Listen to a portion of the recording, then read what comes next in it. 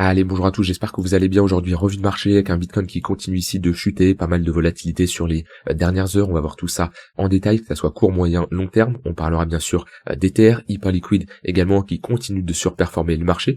On fera le suivi de certaines altcoins qui sortent du lot, NIR, ING, ICP, les altcoins qui en ce moment sont complètement décorrélés du marché crypto et qui performent bien. On parlera du marché US qui retrace légèrement aujourd'hui et on terminera par trois actifs que vous me demandez d'analyser, Bobo, NOC et MC. Allez, je commence directement par le BTC qui hier, on l'a vu pendant la vidéo d'hier, on a eu un gros dump. Le dump a continué pendant la soirée et ici on est revenu chercher des plus bas encore aujourd'hui et on consolide pas sur n'importe quel niveau, on est sur un niveau vraiment important, le niveau des 66 000 dollars. C'est un niveau vraiment clé parce que déjà c'est d'un point du price action un niveau de support. Si je prends notre précédent range, c'est ici notre précédente value area low, d'accord? Donc c'est l'extrémité basse d'un point de vue volume de ce range là. Et si je prolonge ce volume profile et je prends toute cette phase là, toute toute cette plage de données, tout ce gros range qu'on pourrait peut-être voir comme un gros range. On a été faire des plus hauts, donc pour moi c'est pas trop spécialement un range qu'on est en train de faire. Mais voilà, si je prends toute cette zone là, on a été chercher pile poil notre value area low. Donc on en conclut que cette zone là ici, elle est vraiment importante. Tant qu'elle fait office de support, on peut se dire que potentiellement on va transformer ça en gros range, c'est-à-dire que une extrémité basse, on peut très bien revenir chercher le milieu de range, retracer, après voir ce qui se passe, est-ce que c'est pour retester la structure, aller chercher l'extrémité haute, ça je peux pas le savoir en avance, mais tant qu'on tient ce niveau-là, j'ai envie de dire, on peut partir du principe que les points bas ici sont tenus. Si on commence à s'installer en dessous et passer sous les 63, 62 000 dollars, là il y aura de grandes chances d'aller faire un plus bas et d'aller chercher les prochains niveaux vers les 50 000 dollars. Donc voilà, attention, pas mal de volatilité quand même. Si ici je mets l'indicateur HVP qui me permet de mesurer la volatilité, on voit qu'elle a clairement augmenté. On était dans des périodes de faible volatilité, ça on l'avait vu avec ces flash violets, où je vous avais dit en daily 3 jours qu'on avait un flash violet qui nous indique que attention, un gros mouvement arrive. Ça ne nous dit pas spécialement le sens, est-ce que ça va être orienté à la hausse ou à la baisse, mais ça nous indique attention, faible volatilité, qu'on va avoir un retour de la volatilité, on peut s'attendre à un gros mouvement. Et le gros mouvement, on l'a eu. Donc là, on a clairement une forte volatilité. Ça c'est un indicateur pour ceux qui veulent ajouter, vous rejoignez le Discord, vous avez tout en lien en description, vous arrivez ici, vous faites indicateur et l'HVP, il est ici. Voilà, HVP, vous cliquez dessus. Ici, visitez le site, vous arrivez sur TradingView et vous faites ici ajouter aux favoris. Donc voilà, vous pouvez ajouter cet indicateur. Il y en a bien sûr d'autres, les tunnels Vegas, le multi-asset comparatif et j'en passe. Je vous laisse aller ici. Vous pouvez les ajouter, ça vous prend 2 secondes. Et après, c'est surtout pour vous si vous voulez les utiliser. Donc en tout cas, sur le BTC, on retourne chercher une extrémité basse. C'est pas une zone ici où je vais prendre des shorts pour un swing trader. Sur de l'intraday, on va en parler après, bien sûr. Sur des rebonds, il va pouvoir y avoir des opportunités de short parce que nous sommes toujours dans une tendance baissière. Mais pour un swing trader, quelqu'un qui prend des positions ici sur du H4, c'est quand même délicat de commencer à shorter le mouvement après une telle baisse. J'attendrai globalement un rebond, tunnel 1 heure. J'ai enlevé les points pivots. J'attendrai un rebond, tunnel 1 heure ou tunnel 4 heures, où là clairement on pourrait se dire ok, on est sur un retracement plus important, et là je pourrais prendre des shorts. Là clairement, on est fortement orienté à la baisse, très loin des moyennes mobiles, attention à ne pas, FOMO, je vous rappelle, vous devez toujours avoir un risk-reward intéressant. Le risk-reward, c'est quel est le risque que vous prenez comparé à ce que vous avez à gagner. Si ici, je rentre à ce niveau-là, je mets mon stop loss par exemple ici, et j'ai un TP à ce niveau-là, j'ai un risk-reward de 1 pour 1. C'est-à-dire que je risque, admettons, 100 dollars, de l'autre côté pour gagner 100 dollars. C'est pas un risk reward intéressant. Je vous recommande d'aller chercher toujours du 2 pour 1, 3 pour 1, d'accord? On cherche toujours à gagner gros et à perdre petit. Et ne faites pas l'inverse. La majorité font l'inverse. Ils ont des gros stop loss. C'est-à-dire que quand ils prennent un stop loss, ils perdent énormément. Et quand ils prennent un TP, ils gagnent petit. Non, sur du long terme, c'est pas comme ça que ça marche. Quand vous perdez, vous devez perdre une petite somme, d'accord? Coupez rapidement les pertes. Par contre, laissez courir les gains. Vous aurez clairement un trading plus professionnel, plus rentable en procédant de cette façon-là. Donc voilà, en tout cas sur le BTC, pour le moment, rien nous indique que le bottom est posé. On a clairement des moyennes mobiles ici orientées à la baisse. On le voit. Le 15 minutes qui est sous le 1 heure, le 3 minutes qui est sous le 15 minutes. On a d'ailleurs eu le premier pullback dans le tunnel 3 minutes qui est toujours moi une zone. J'aime bien, ça c'est quelque chose que je vous dis souvent. Quand on a un fort dump, le tout premier pullback dans le tunnel 3 minutes, c'est toujours une très bonne opportunité pour se positionner. J'ai pas eu mon setup qui s'est exécuté, puis en plus il était tard. Hier, je voulais pas rester devant les écrans, mais vous voyez en tout cas ça a bien été respecté. Et on a un tunnel 3 minutes qui fait office de résistance depuis les 73 000 $. On est passé en dessous, on est venu le rechercher une fois, deux fois, trois fois. Ici on a rejeté, on rejette encore. Là on commence à le casser et ça me surprendrait pas ici d'avoir un range qui se pose. Il y a eu quand même de bonnes phases de capitulation, que ce soit sur cette mèche là et également sur cette mèche là. On peut voir ça ici sur l'order flow où je vous disais sur les derniers jours, attention, on a ici une tendance qui est baissière avec une hausse de l'order flow. C'est-à-dire que clairement le mouvement est soutenu, on est sur un momentum baissier et à ce niveau-là, ça s'est reproduit, à ce niveau-là, ça s'est reproduit. Et là, on arrive dans une phase où vous voyez, il y a eu quand même de gros pics de liquidation, baisse ici du funding et surtout une baisse de l'open interest. Et là, l'open interest est plutôt plat. Donc ça me surprendrait pas, au vu ici du price action qu'on est en train de faire, au vu de l'order flow, qu'on latéralise un peu. Alors déjà, sachez qu'il y a plus de chances qu'on fasse un plus bas qu'un plus haut. D'accord? Parce que c'est comme ça, on est dans un range précédé par une dynamique baissière, notre range qui est globalement comme ça, d'accord?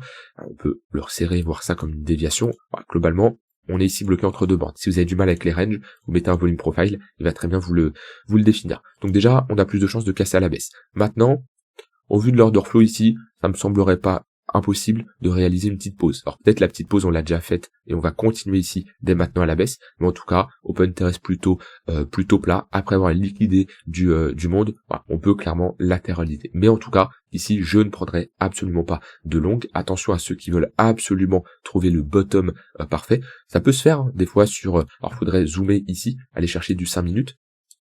Voir qu'on a des gros pics de liquidation, vous voyez à ce niveau-là, gros pic, après on a un rebond, là également on a une bonne baisse au niveau de l'open interest, mais voilà, attention, c'est très compliqué, vous êtes en contre-tendance, d'accord, et globalement, l'amplitude du mouvement sera beaucoup plus faible que si vous prenez des shorts dans le sens de la tendance.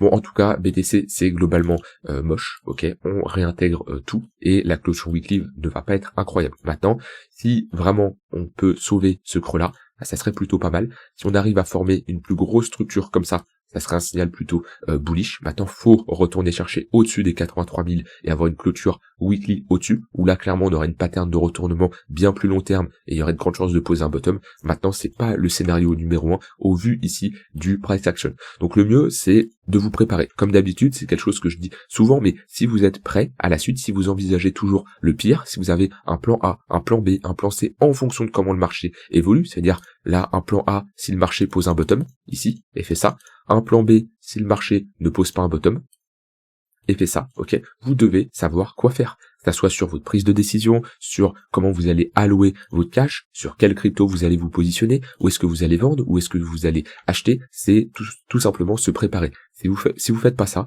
eh ben vous allez faire partie, la majorité des gens ici, qui paniquent, qui se disent mince, je sais pas quoi faire, et qui vont panic sell, qui vont vendre en bas, ou alors qui vont vouloir se refaire, qui vont mal gérer leurs émotions et qui vont juste cramer leur capital. Le mieux que je peux vous donner là, c'est toujours d'être dans cette phase de préparation, d'accord? Ça va vous éviter de prendre des décisions à cause de vos émotions, et qu'on a autant de volatilité, les émotions, c'est toujours pas la meilleure chose à écouter, que ce soit à la hausse ou à la baisse. Qu'on a une forte volatilité à la baisse, et ben des fois on panique, on a peur, on se dit qu'est-ce qui se passe, on va commencer à vouloir se refaire parce qu'on a pris des mauvaises positions ou les positions spot se sont clôturées en perte. Et pareil, quand on a une forte volatilité à la hausse, des fois quand on pump assez vite, et ben on se dit on veut FOMO, on se dit ça va aller plus haut, on rentre avec un effet de levier important, on se dit c'est sûr que le marché ne va jamais retracer. Pareil, dans un sens ou dans un autre, d'accord, attention à vos émotions, ça c'est vraiment fatal.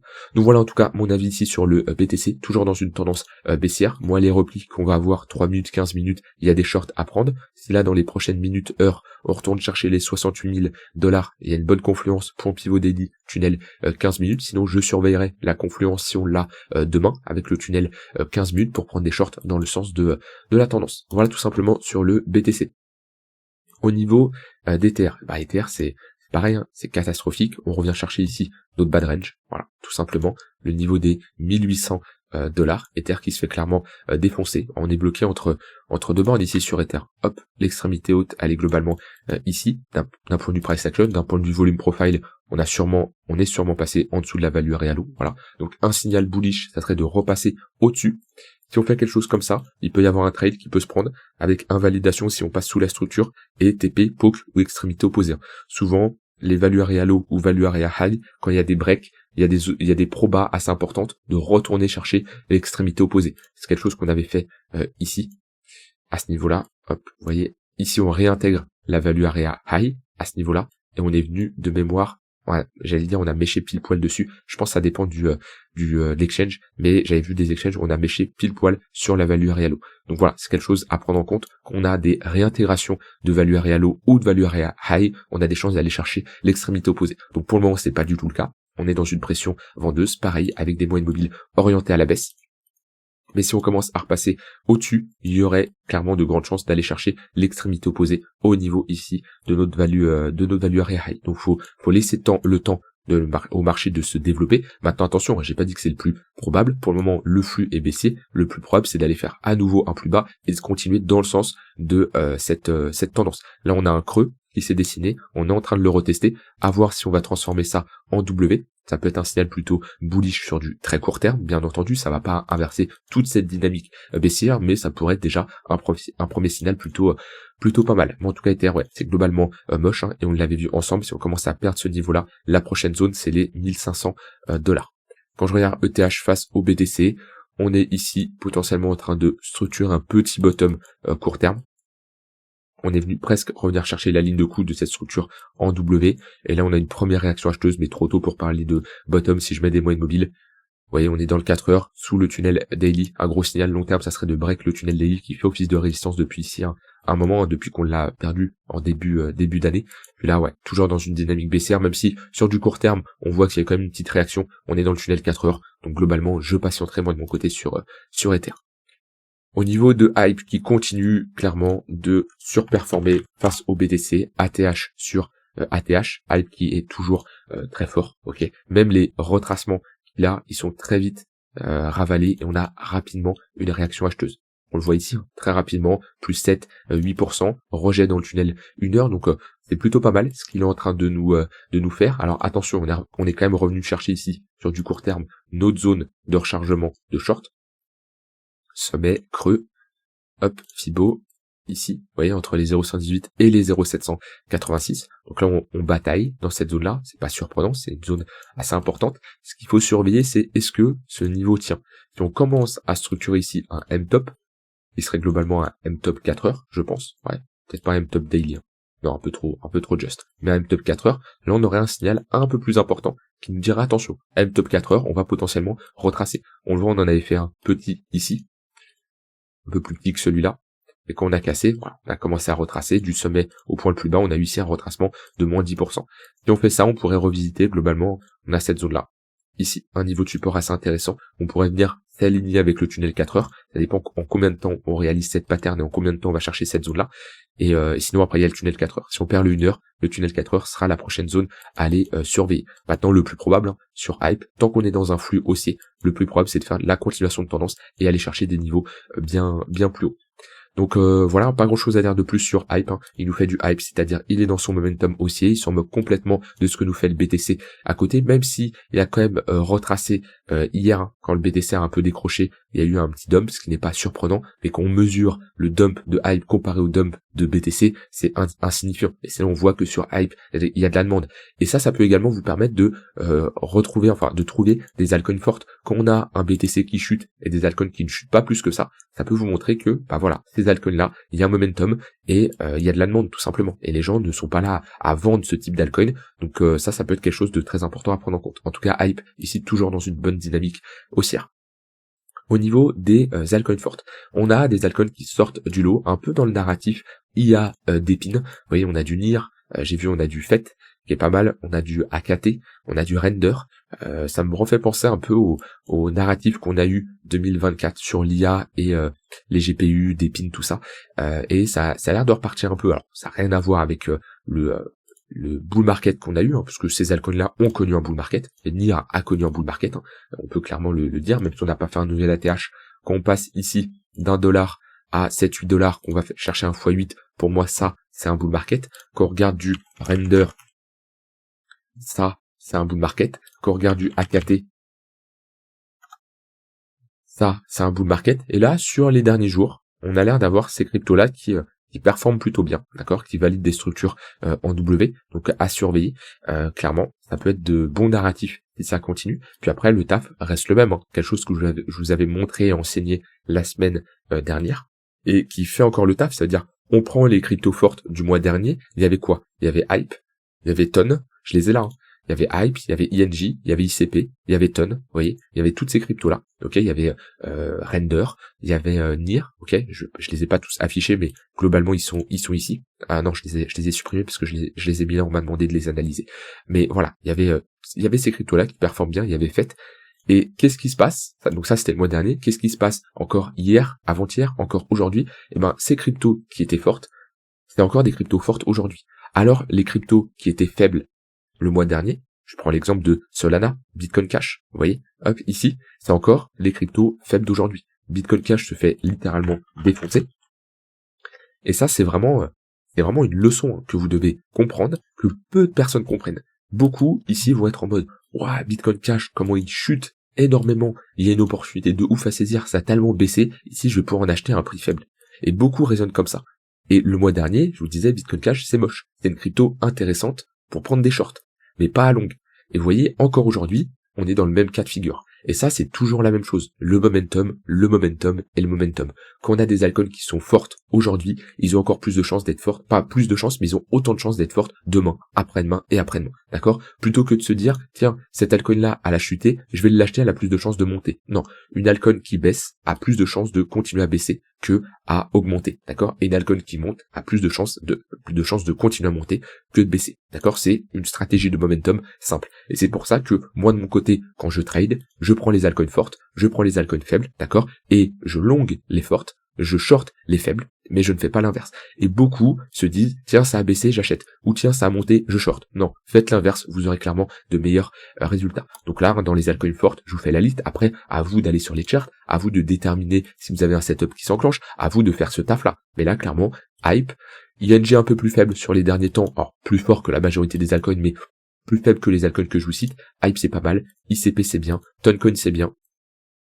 Render, c'est très bien. FET, c'est pas mal. NIR, il est où? NIR, très très bien. NIR, fort momentum. C'est peut-être la plus intéressante même pour faire de la continuation de tendance là. Vous mettez des moyennes mobiles, vous mettez sur du 15 minutes là. Hop, vous voyez, pullback 3 minutes, 15 minutes, ça tient bien là. On est bien parti. Donc là, c'est les altcoins qui sont en ce moment intéressantes à surveiller. En tout cas, je préfère long ces altcoins-là que long le BTC. Voilà, ça c'est un rappel que je voulais vous faire. Allez, au niveau du marché US, hop là. Eh ben, on est en train de former ici un range. On a perdu le 15 minutes, ce qui nous montre qu'on a un petit affaiblissement du momentum. De toute façon, ça on l'avait vu, hein, si je m'arrive à céder. Je crois que c'était en daily. Voilà, on avait ici une divergence baissière. On a un flash violet sur l'HVP. Ça veut dire attention, on l'a vu tout à l'heure, attention, faible volatilité, potentiellement un gros mouvement qui arrive. Sur le Nasdaq, on l'a pas encore, mais voilà, sur le SP500, on l'a. Ici, on est globalement dans un range. Alors dans un range qui est précédé par une dynamique haussière, donc plus de chances de casser à la hausse, comme on avait à ce niveau-là. Range précédé par une impulsion haussière, plus de chances de casser à la hausse, comme on a eu également à ce niveau-là.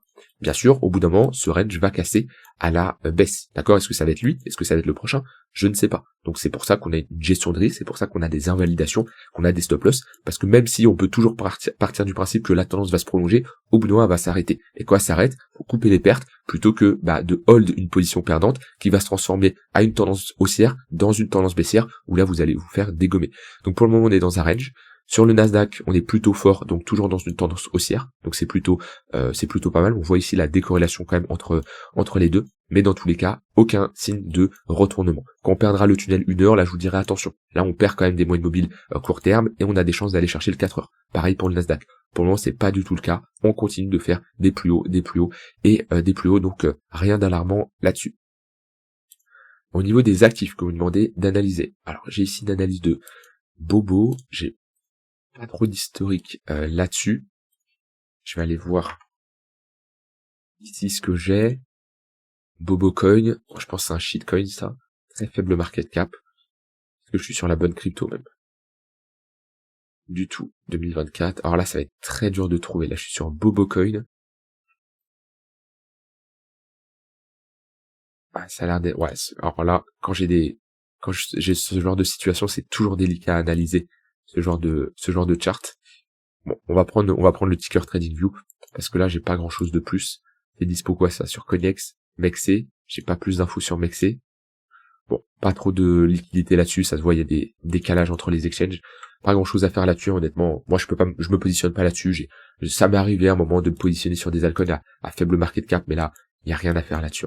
D'accord? Peut-être c'est un changement de nom également, il y a plus de charts avant. Bon, en weekly, quand vous avez une charte comme ça, vous pouvez rien faire du tout. Le mieux, c'est d'attendre qu'un bottom se pose, c'est-à-dire que vous patientez. Et peut-être le bottom, il va se poser ici. Peut-être qu'il va se poser plus haut. Je ne sais pas. J'aime bien prendre en exemple ce que nous avait fait Optimism au moment du listing, même si maintenant c'est moche. Vous voyez qu'on a ça. Non, je vais prendre, si j'ai ça, qu'on a ça comme chart, il n'y a rien à faire. Par contre, qu'on commence à structurer un petit bottom, structurer un plus gros bottom, là on a un point de repère. Et on sait par avance les zones où quand on revient, c'est des niveaux intéressants pour se positionner. Vous voyez qu'on revient chercher cette zone-là, là on sait qu'on peut prendre des longues, parce que c'est une précédente zone où la demande a été supérieure à l'offre. Donc ça c'est quelque chose qu'il faut attendre sur ce genre d'actif pour déjà se positionner. Après là sur du court terme, on a une charte qui est baissière, on est sous le 1 heure, sous le 15 minutes, à part prendre des shorts, c'est le meilleur conseil que je peux vous donner. Si bien sûr on break le 15 minutes, le 1 heure, qu'on arrive à repasser au-dessus de cette zone-là, bah là on retrouverait une dynamique plutôt haussière, et là faudra bien sûr prendre des longues, mais pour le moment on est clairement en train de faire des plus bas, donc là, le meilleur conseil que je peux vous donner c'est de shorter ça. Maintenant, au vu ici, la faible liquidité qu'on a, n'allez pas short ça sur du court terme, vous allez, il va y avoir des spreads trop importants, d'accord, le slippage il va être trop important, et c'est délicat de sortir des positions intéressantes là-dessus, d'accord, c'est pas intéressant, et là je suis sur du 30 minutes, si je passe sur du 3 minutes, voilà, vous allez prendre une position, le carnet d'ordre, vous allez le remplir, et globalement vous n'allez pas vous faire exécuter au prix que vous voulez vous faire exécuter de base, donc clairement ça sert à rien. Au niveau de Nokia, hop là, alors en mensuel, c'est vraiment bien ce qu'on est en train de nous faire. On voit, c'est là où je me dis encore une fois, si je mets un indicateur que je vous ai pas mal parlé ces derniers temps, quelqu'un qui fait un DCA mensuel ici depuis 2000, quelqu'un qui arrive là pendant la bulle internet, allez, on le fait arriver avant 1999. Voilà, il arrive pendant la bulle internet, vous vous rendez compte, il fait un DCA pendant toute cette période-là, ici, il maintient. De 2000 à 2000, alors là il repasse légèrement positif, on réintègre, parce qu'une personne qui a attendu 8-9 ans de DCA, croyez-moi, elle ne prend jamais ses profits sur un x2, elle va chercher bien plus haut, d'accord? Donc au final, elle ne vend jamais. Ici, elle doit attendre 17 ans, c'est ça, ouais, 2025, 17 ans, pour repasser au-dessus de son prix de revient unitaire. C'est quand même ouf, de se dire, attention, le DCA, cette méthode miracle qu'on vous vend, bah, ça dépend sur quoi. Faut pas se positionner sur n'importe quoi, sinon vous allez devoir vraiment patienter. En tout cas, maintenant, on part, et je pense qu'on part très bien, parce qu'on a quand même ici une structure trimestrielle, même plus, je pense qu'on est peut-être sur une structure annuelle. Ouais, on est sur un W yearly, d'accord.